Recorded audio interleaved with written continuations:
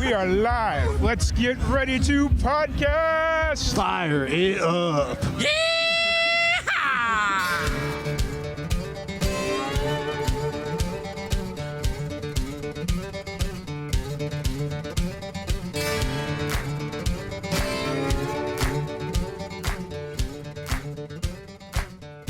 Welcome back to another live and amplified Indie Fusion podcast. I'm your host, Tom Quiet, and we are back at it again with another amazing podcast.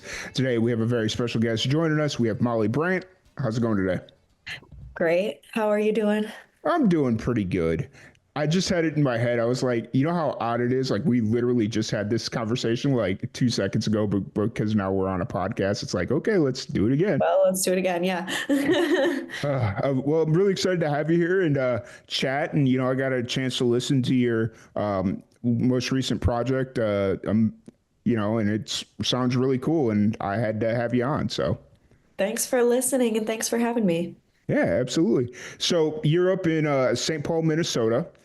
What's the scene like there? I know Minnesota in general has like a really cool scene, but I don't have a whole lot of people from St. Paul on. So Yeah, no, it's wonderful. The Twin Cities is like really great place to go see live music. There's so many amazing artists. It's like I discover a new local artist all the time, and I'm just floored by it. And I've had a really great experience this last like 3 or 4 years being in the scene. And on any given night, you can see some really awesome shows. When I started getting into my own project, there was a lot of two-step dancing happening at certain places, and one of my friends teaches two-step dancing, and so that's kind of like a little micro scene that's really thriving at local shows and and just classes that are available to people. So I really love it here, and I think it's a great music scene. Yeah. nice. That's really cool. Now, are you born and raised in St. Paul, or are you just from Minnesota? So I moved to Minnesota. I actually lived in Minneapolis. Minneapolis, St. Paul, they're pretty much like attached, right? But I moved here back in 2019. I was Okay. living in Des Moines for the 6 years prior, where that was the time when I went to college at Drake University. And I was raised mostly in Cedar Rapids, Iowa, Okay. and born in Denver, Colorado. We lived there for like my first 8 years of my life. So that's Gotcha. kind of the pathway. Gotcha. Well, I mean, it seems like you've always just been cold during the winters. Yeah, I'm used to winters. I actually think Midwest winters are more intense than when I lived in when we lived in Denver. Although I was really young then, and I think they got like a lot more snow, but Hmm. it would melt faster, and it's Yeah. just frigid here, and it kind of just stays cold on through that early springtime. Oh yeah. It just lingers a little bit longer than even when I lived in Iowa. Hmm. So yeah, I'm used to being cold. Oh yeah. I like it.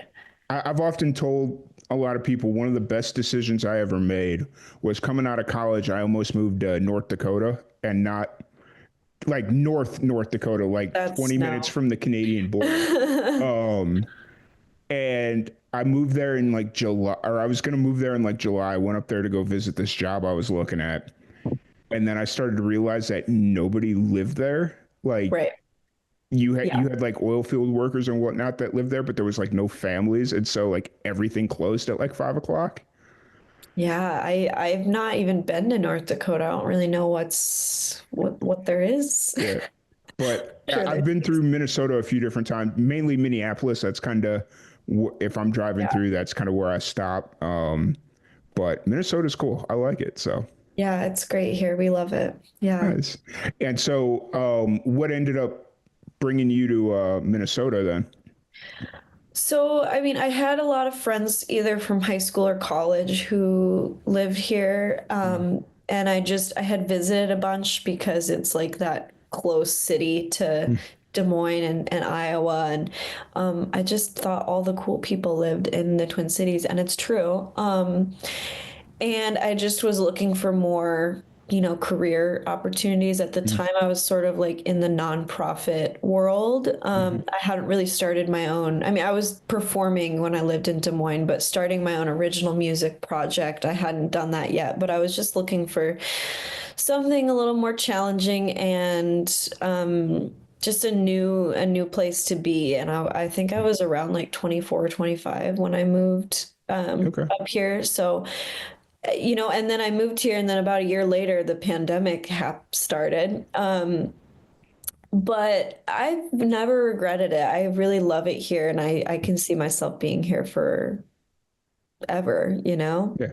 Right, right. It's one of those conversations that because obviously, like I'd mentioned, I'm from the general Midwest area. I have a hard time calling Chicago the Midwest because It is, though. It's like it so Midwest. it is, it really is. But like when you look at the map, it's like Mid America, not Midwest, because Mm, you know. But yeah.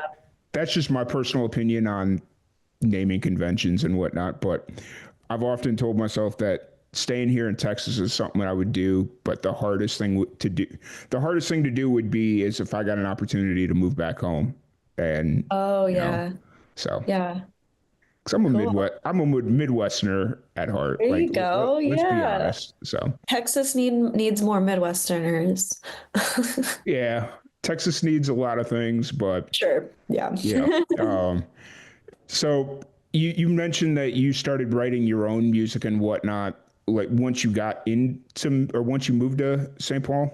Yeah, I started writing this songs. I've been involved in music my whole life, Hmm. very heavily involved, and I majored in music in college, but I was never making like creating my own music Hmm. really.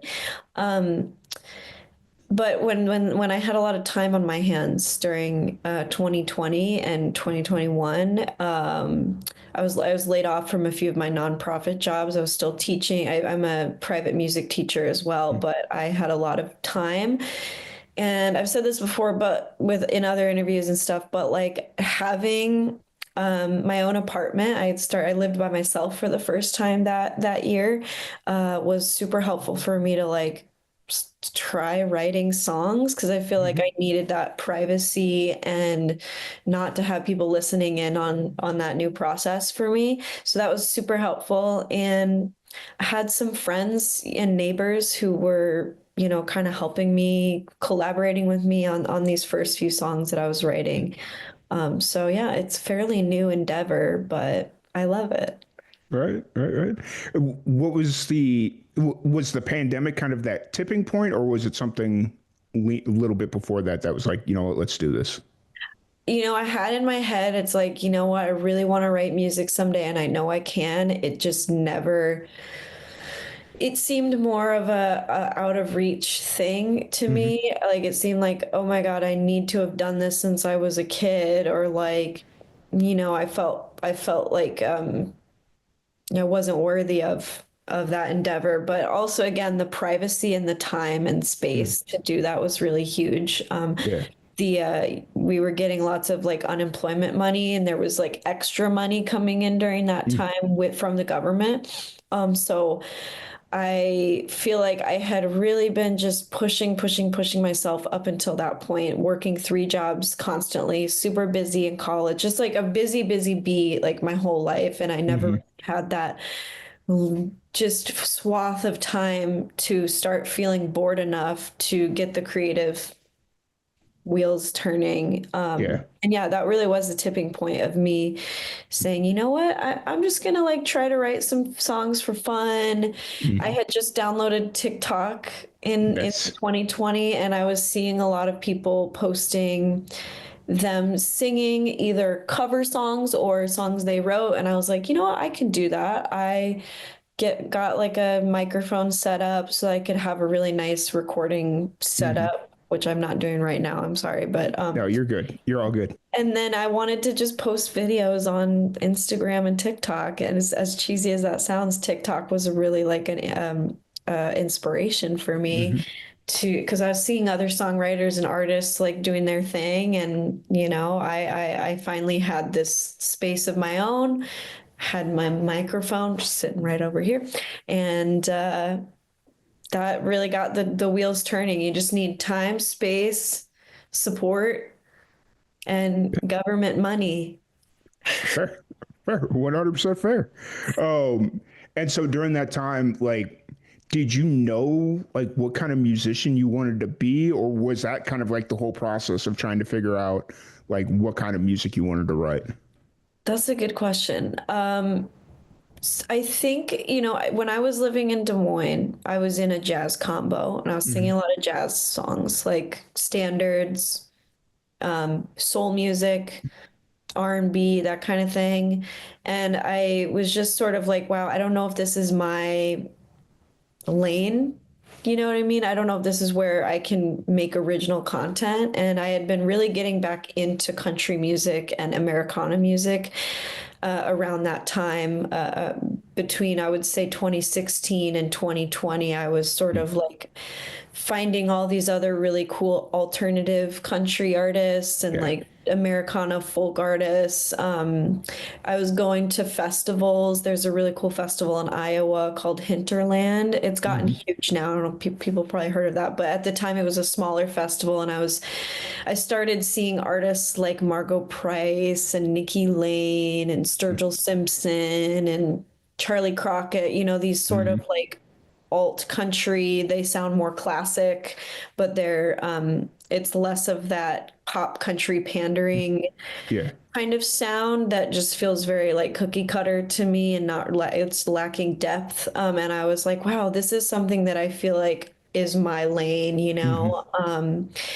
and I didn't really have a vision as far as genre. I just remember trying to write the first few songs and it sort of came out in that like Americana style. Yeah. I was using like GarageBand, like drum tracks, which I still do to make demos, and just Hmm. kind of like starting to make demos for the first time on GarageBand.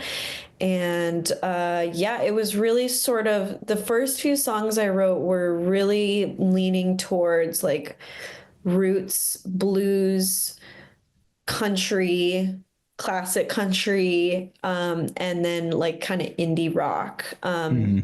Those were like I wrote like three or four songs and then we recorded those songs. So like I didn't have a huge catalog. We just kind of like went for it. Like, oh, I wrote these songs. I think they're good. Let's record them. And the band I got together was these really, really great musicians who were very well versed in rock and roll and Yeah. country and all those classic sounds. So it was the band and my producer friend who sort of steered me in this Yes. direction. Yep.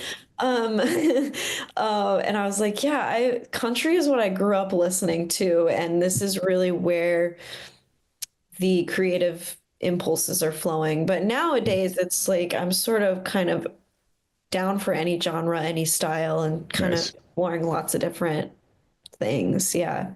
Yeah. That's really cool. And I feel like this is almost becoming a common topic of conversation about the bending of genres and Yeah. just kind of the merging of genres, but it it's kind of breaking and bucking against the tradition of the industry where it's like if you're a country musician, you're a country musician. Yeah. If you're a blues rap, hip hop, rock, whatever it is, if that's what you write, that's what you write. And nowadays Yeah.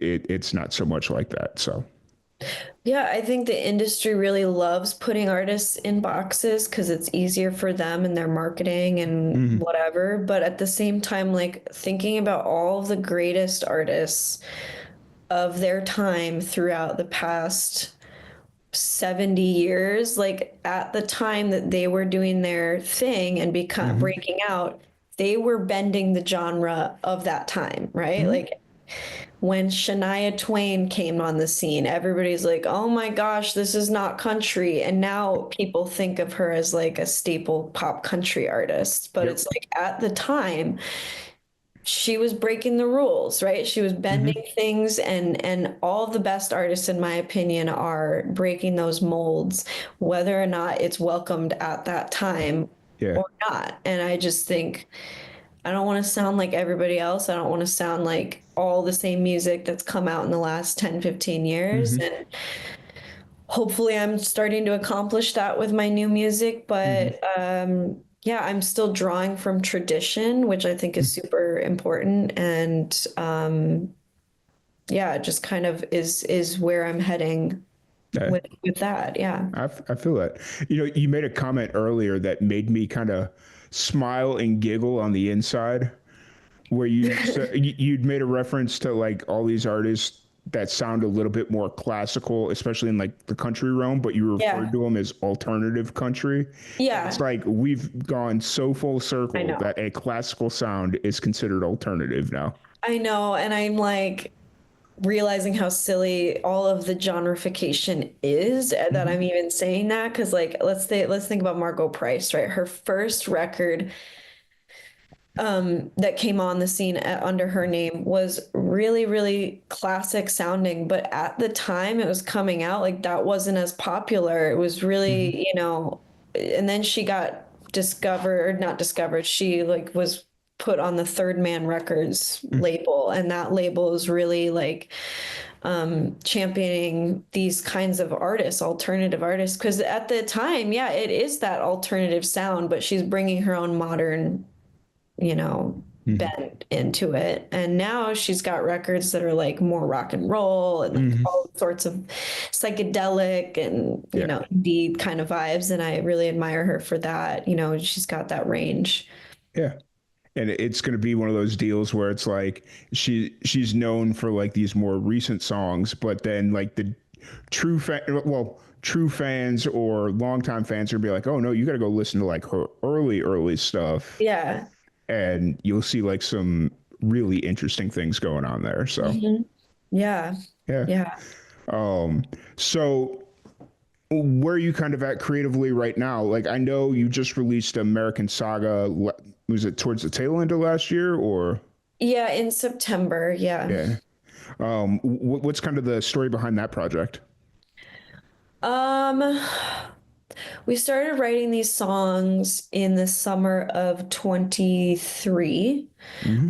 Um, I had just moved into this house with my partner Eric, who's also the guitarist in my band, and just having this new space, this house, and we have a studio downstairs and a band practice room, and Eric is an engineer himself, and so we were collaborating a lot more and able to record a lot of it just in our own home. That most of that record is tracked in our house. Nice.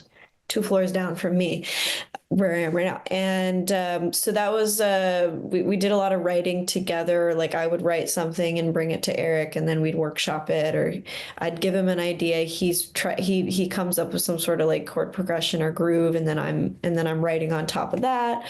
And the songs were really starting to when as I was writing each song, Eric and I were discussing, okay, what kind of project are we putting together here, and Hmm. started finding this common theme of like these very American, vignette stories that some are really character based and some are very place based, and Eric was like, well, it sounds like it's all part of this American saga. And I was like, yeah, that's a great idea. Like, I think all of that fits in this mold and really showcases my art, who I am as an artist. And then we were kept writing songs that were fitting within that vein. Hmm.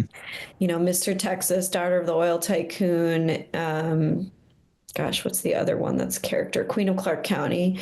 There are these fictitious characters, but also with very real um, emotions and ideas in there. And Hmm. so we did a lot of collaborating and then started recording things throughout the rest of 23 and then early 2024, kind of putting it all together into all the things that go into producing an album, getting the cover art. And Yeah. I really wanted to release a lot of singles because I felt like each song of the singles deserved its own Hmm. moment aesthetically. And that was really fun getting the photographers and designers putting together these single, the aesthetics for each single. Hmm. Yeah. Yeah. That's really cool. It's a really cool project, a cool album. And you know, you brought up Daughter of the Oil Tycoon, which I'm obviously not related to an oil tycoon. You know, it's No, me just neither. yeah. But it was just a really interesting and cool song. And so it was like Mr. Yeah. Texas and stuff like that. And Mhm. what's kind of the um, feedback you've been getting on this project. Is this your first full album, right? This would be Or my second second? full album. The first album came out in 23, Mm-hmm. and then this album came out last year in Gotcha. 24.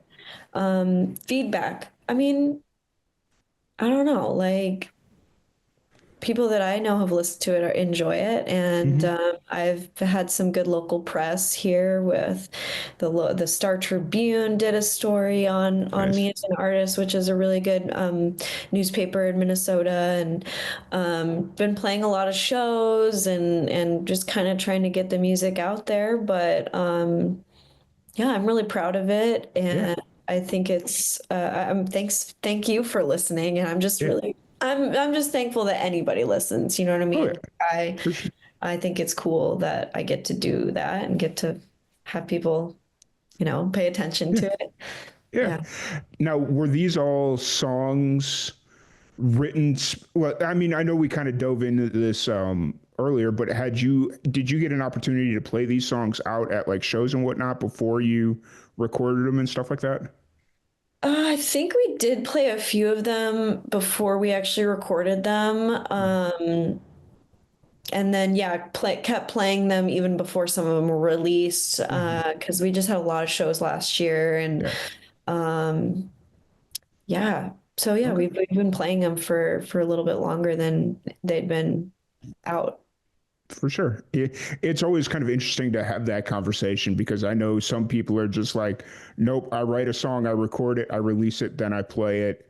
And then Yeah, you got some people that are like, oh, well, I'm going to write this song and play it for a while and let it see where it sits. And so it's just yeah. interesting to look at the different approaches. So, I think I like playing it out for a little while because especially with working with the band can hmm start to like let that sink in, and we can really find our collective voice. hmm I think if I was like a more famous or wealthy artist or like a more well-known artist, hmm like maybe I would do more of that, like, okay, we're not going to play this until it's released kind of thing. Or I could do like what Chappell Roan did, which was she played one of her unreleased songs on SNL, which yeah, was crazy and awesome and makes everybody like, when is it going to be released? That kind of thing. But I'm just an independent artist. And I also only had before this album, I only had one other full album of hmm original music. And like I said, not much else in the catalog. Like a lot of the my first ever songs I wrote,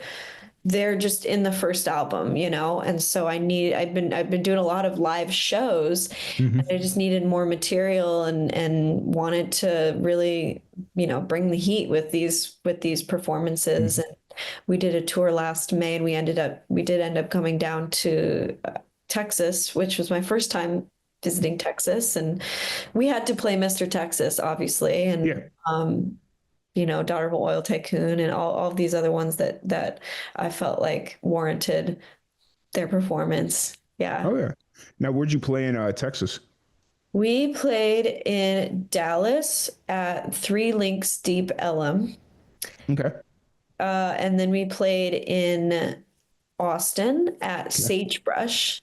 hmm And then we played in Amarillo at a place called Sad Monkey Mercantile. Okay. Cool little venue there. And yeah, it was awesome. I had Nice. a lot of fun. You got to drive through almost all the parts of Texas.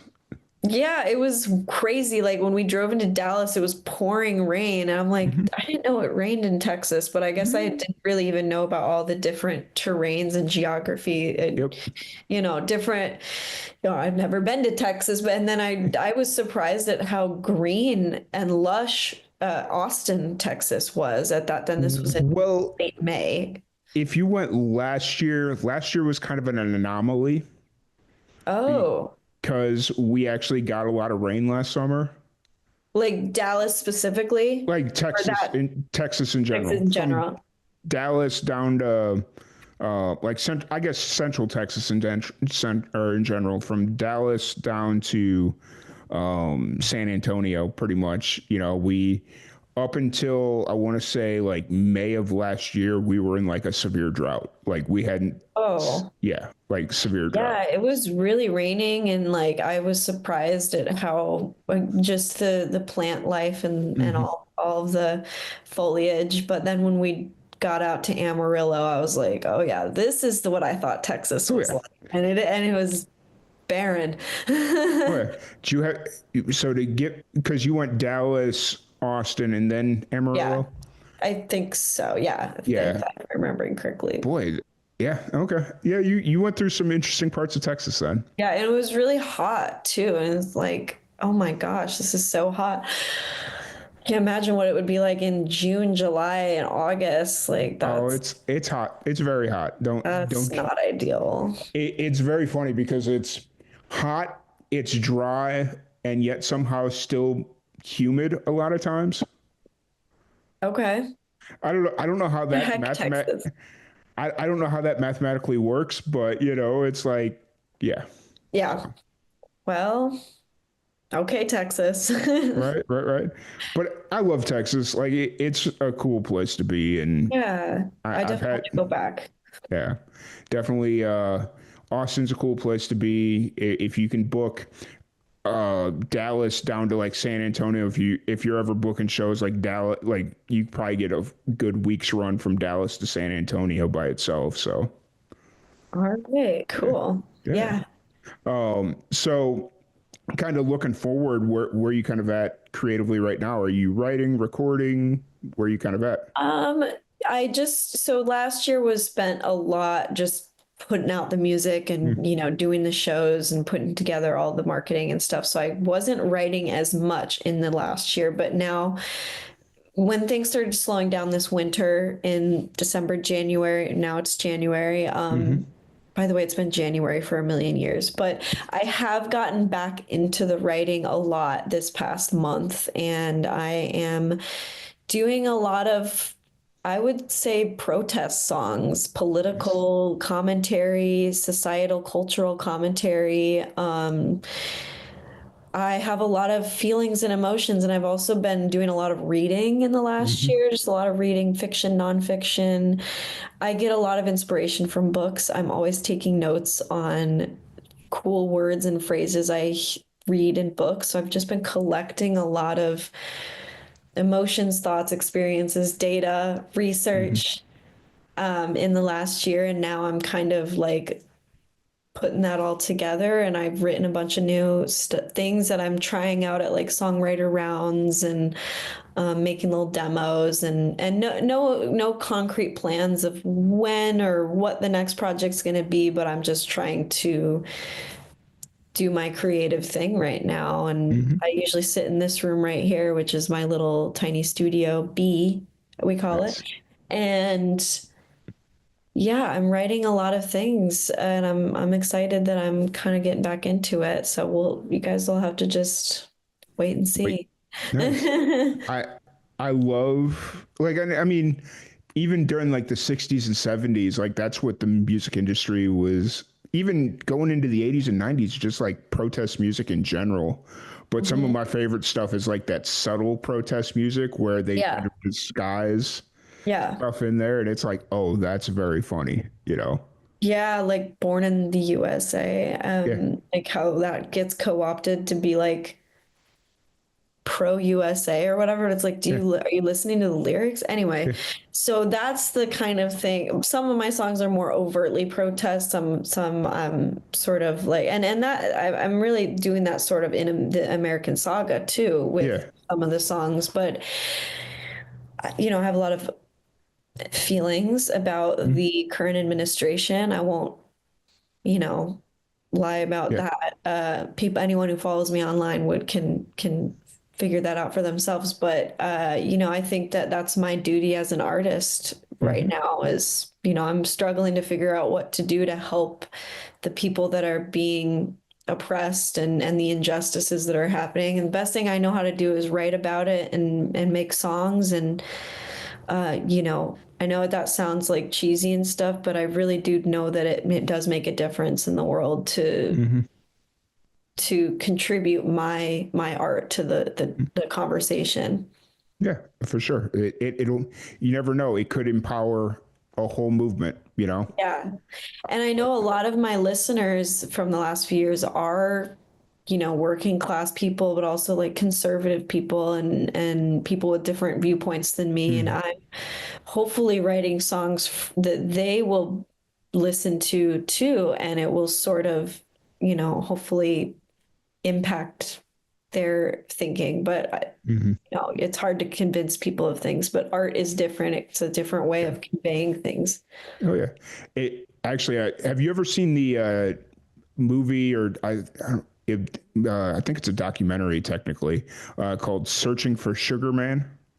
Yes. It's been Okay. a long time since I saw that, but yeah, I am a big fan of it's about Rodriguez, right? Yeah, yeah. Yes. So it's been a while since I've seen that documentary, but I've listened to his music a lot Mm, over the years. Yeah. nice.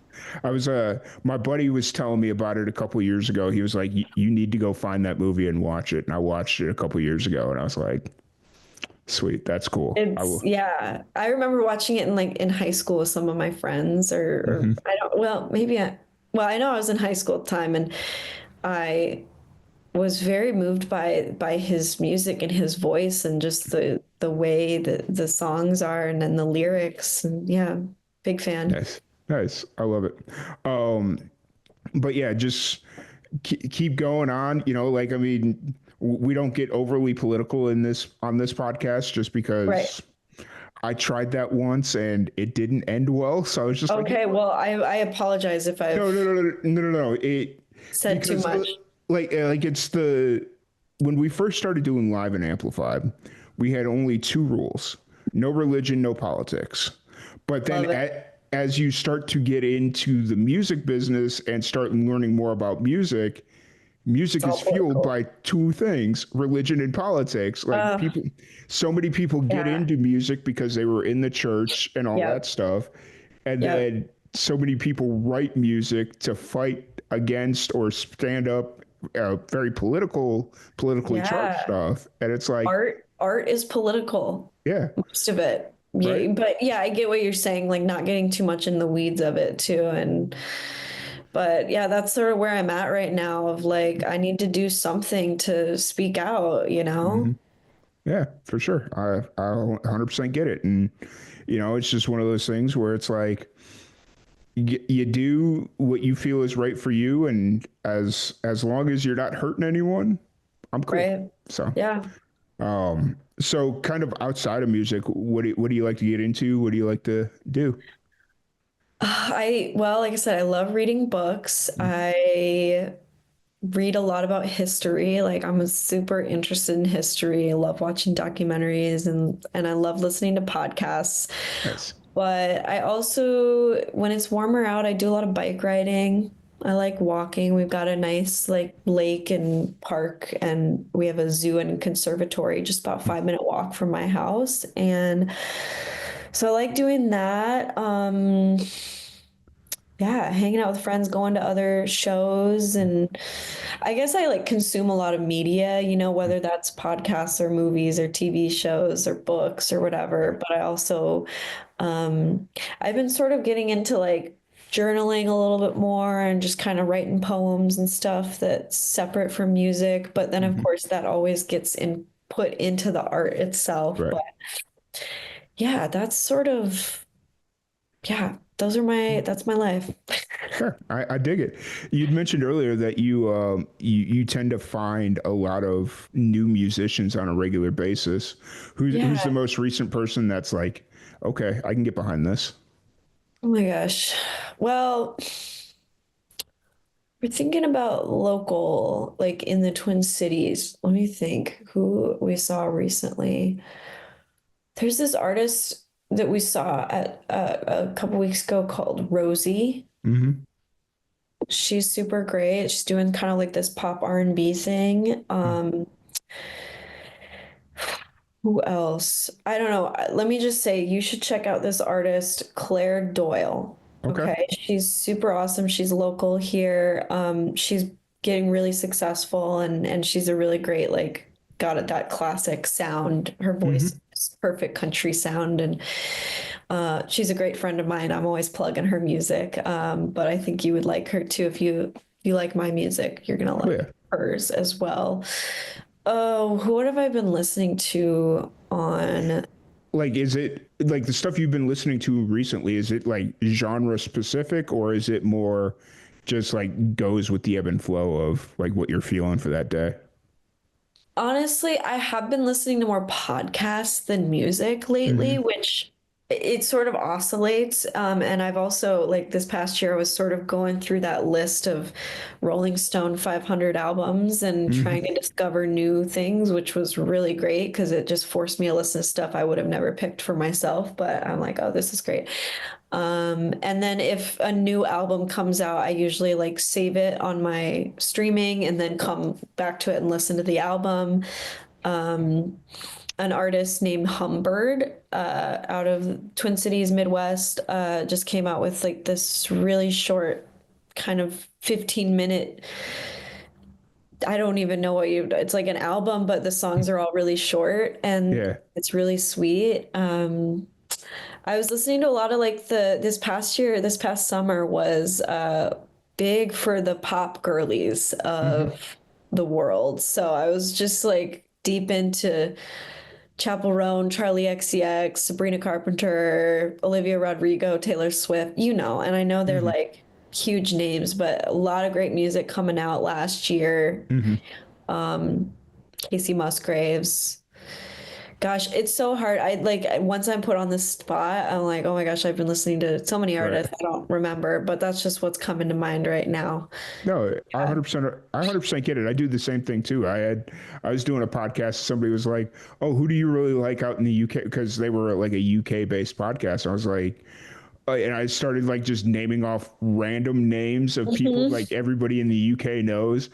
And I forgot like two of my friends that like I actually like support on the daily. And I was just like, afterwards, I was like, oh shit, I hope they don't hear that because I I'm always totally, gonna forget a few people here and there. Yeah. Yeah. right. And I could pull up my streaming, but I don't know. I just like to listen to the new stuff that comes out and Um, we have a show that we just announced today where I'm doing a full like Emmylou Harris set. Hmm. Nice. So I've been listening to a lot of her to try to pick out which songs to play for that. So yeah, I dig it. what's up? How's preparing for that been? Like, obviously, you're an originals musician, but doing Yeah. something a little bit different like that, was that something that you've always wanted to do, or have you done something similar to this in the past? So I've been part of a lot of tribute shows. Like Hmm. I sing in a Dolly tribute show every year that we have here in the Twin Cities. It's amazing, and there's a bunch of singers. I've also sang in the Shania Twain tribute show. I've done a Tanya Tucker tribute show. I've done Tom Waits stuff, Hmm. and I've always wanted to do an Emmylou thing. And I was just asked by the venue, like they're putting together a like an outlaw, what is it called? Highway Heroes, the Outlaw Poets or Hmm. whatever, Outlaw something. And so I had to say yes to that because I'm like, I've always wanted to do just like a full Emmylou Harris set. And Hmm. so I asked social media, what's everybody's favorite Emmylou Harris songs? I got a lot of recommendations and that helped me kind of pick out some good ones. And Nice.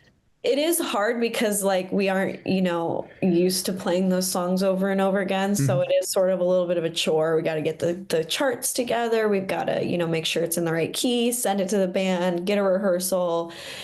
And probably I'm not going to play those songs memorized because like they booked us for this show like a week ago and it's coming up in about a month. So like Oh, dang. Yeah.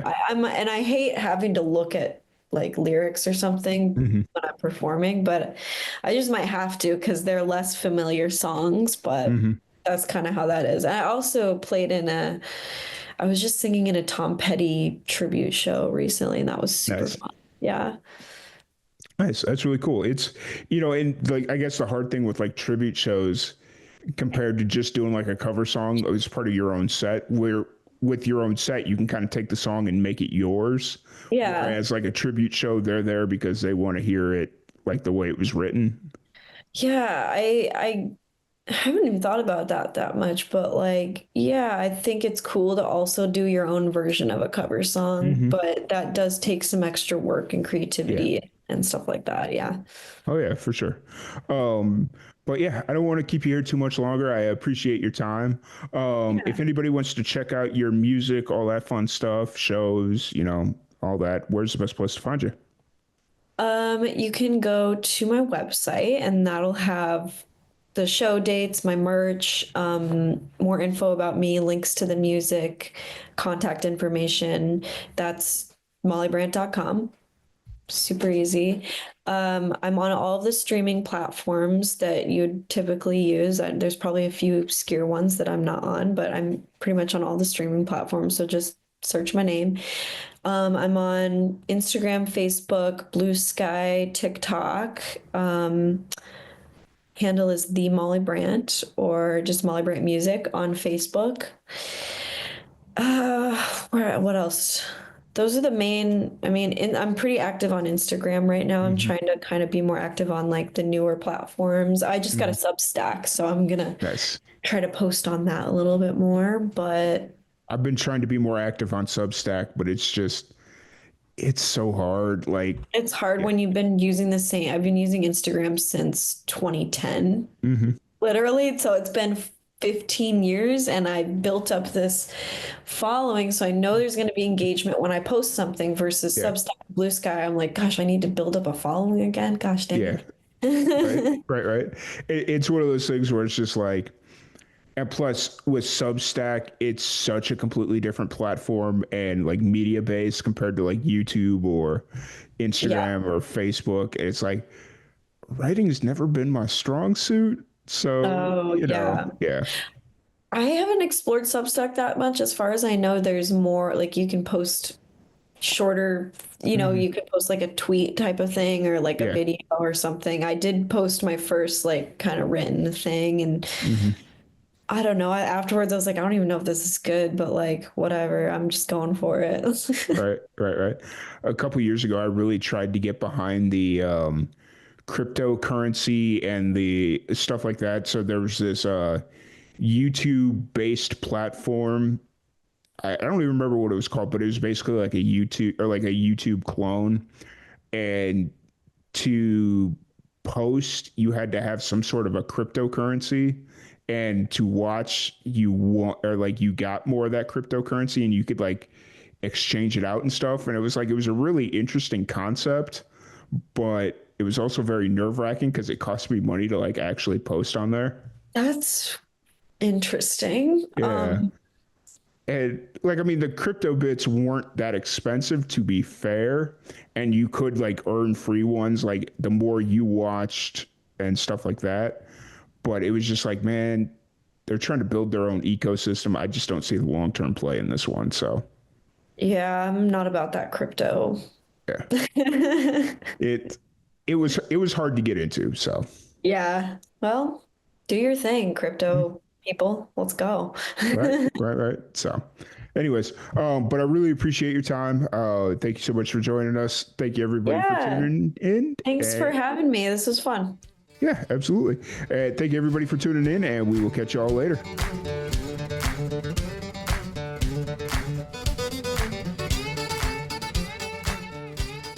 Thank you so much for joining us on today's episode of Live and Amplified's Indie Fusion podcast. If you'd like to support anything Live and Amplified does, please follow us on all of our social media platforms at Live, the letter N, Amplified. You can find us on Facebook, Twitter, Twitch, Instagram, YouTube, Threads, any of them, all of them, at Live, the letter N, Amplified. And if you would like to buy any official Live and Amplified merch, you can do so at our merch shop, link in the description below. Once again, thank you all. Have a great day.